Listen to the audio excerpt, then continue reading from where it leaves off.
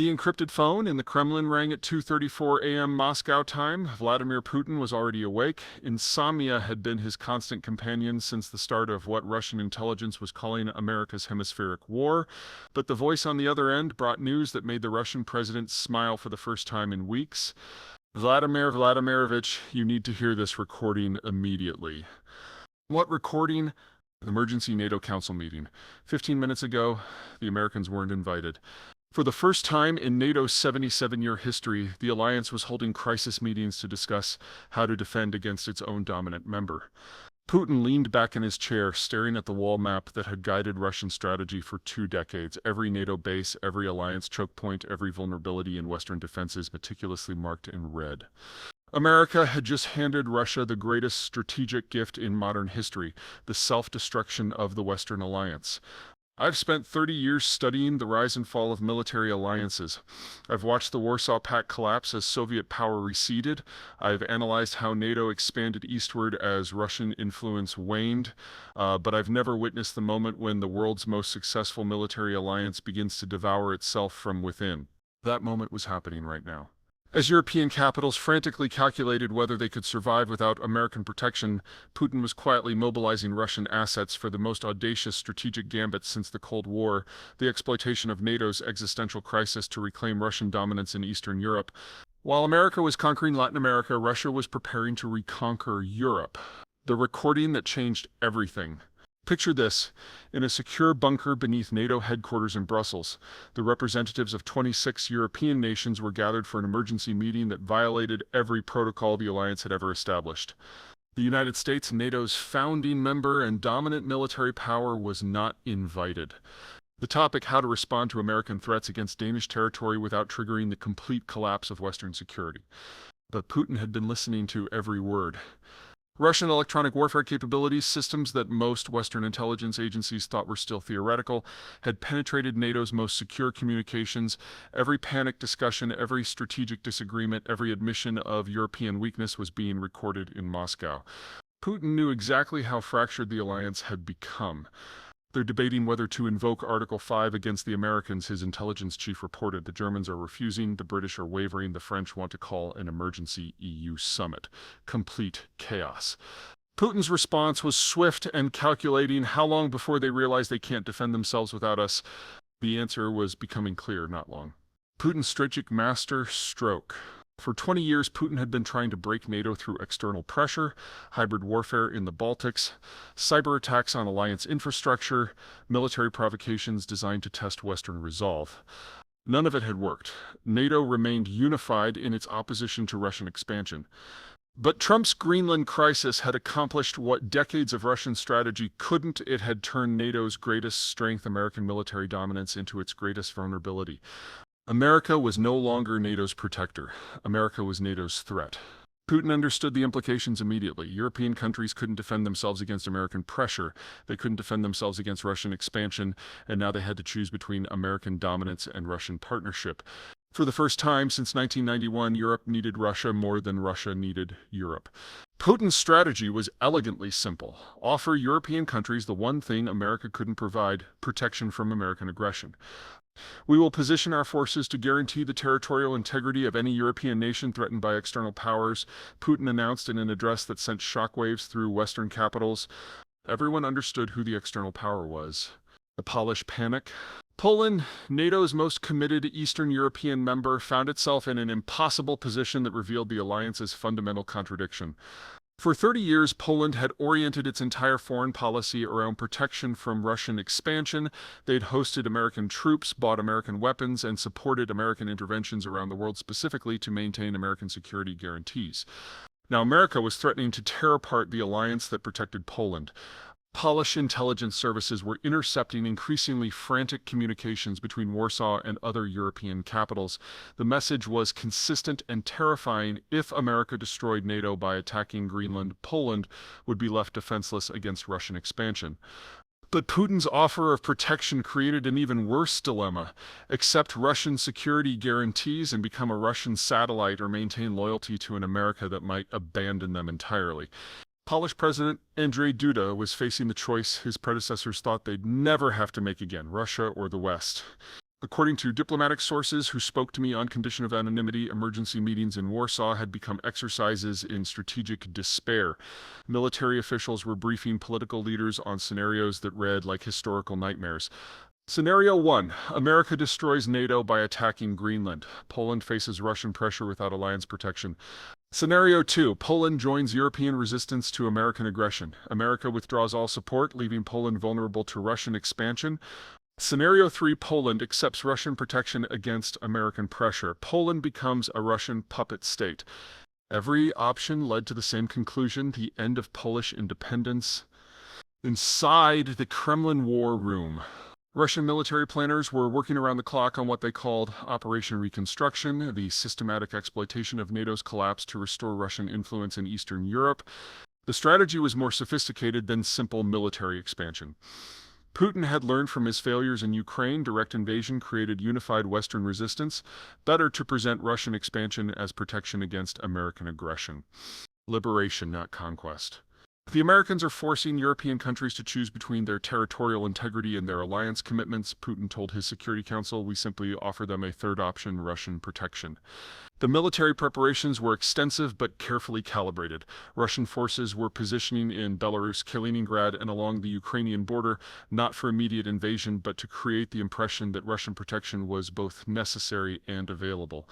Every European capital was getting the same message: America couldn't protect you, but Russia could. But Putin's real masterstroke was diplomatic. Rather than threatening European countries, Russia began offering them alternatives to American partnership. Energy deals that undercut American sanctions, military cooperation agreements that provided security without American dominance, economic partnerships that reduced European dependence on American markets. Russia was offering Europe independence from American control disguised as partnership with Russian power. The German dilemma. Germany, Europe's economic powerhouse and traditionally its most pro-American government, found itself facing the most complex strategic choice in its post-war history.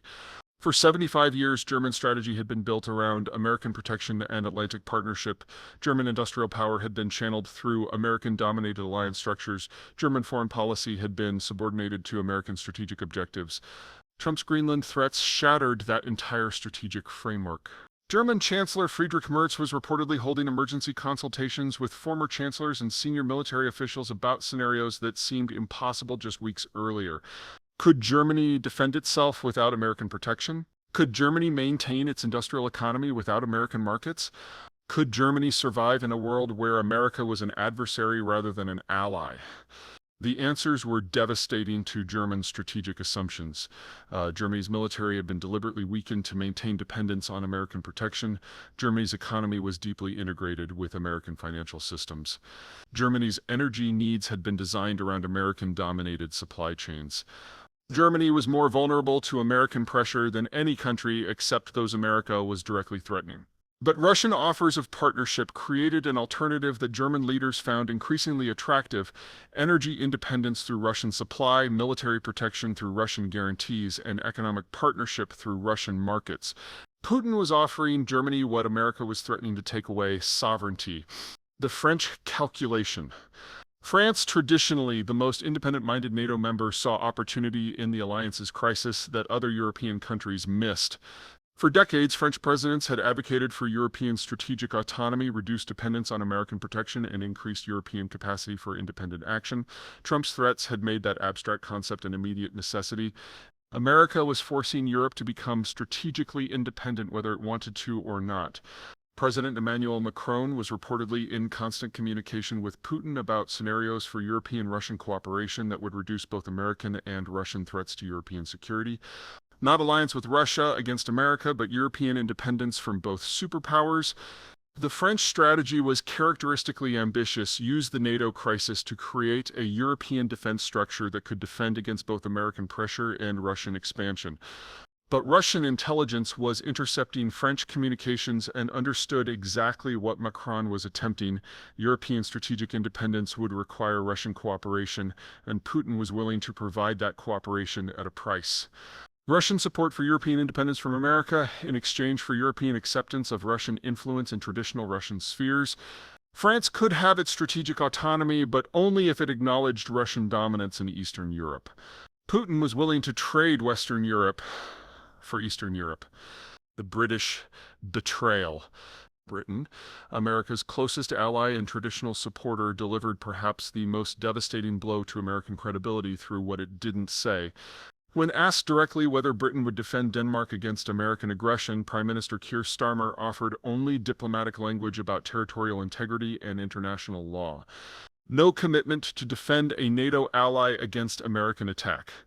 Russian intelligence analysts understood the implications immediately. If Britain wouldn't defend Denmark, no European country would resist American pressure. NATO's mutual defense guarantee was worthless when the threat came from America itself.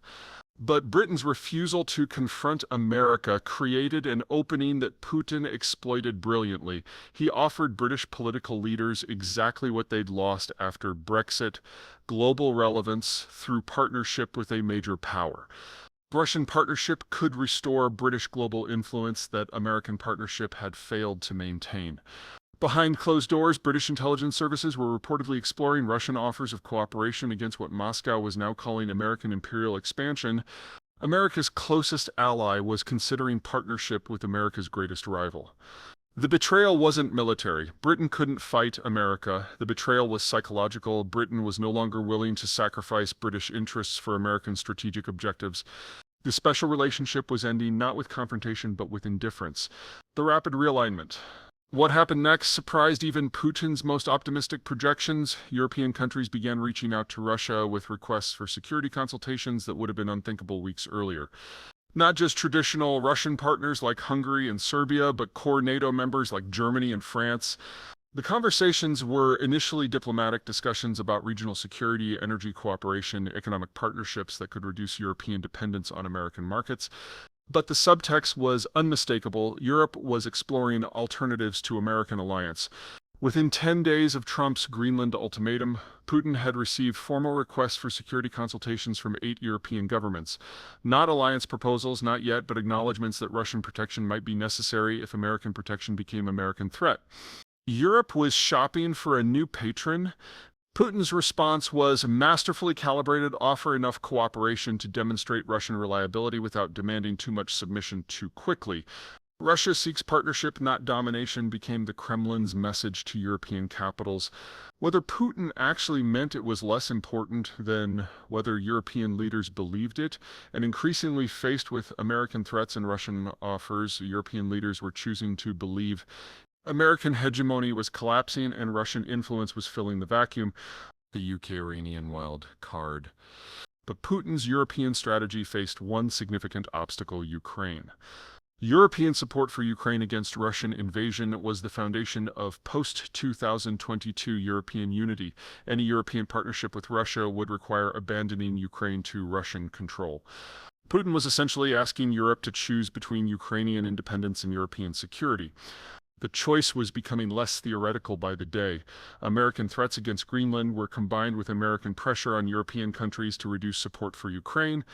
Trump was forcing Europe to choose between supporting Ukraine and maintaining American protection.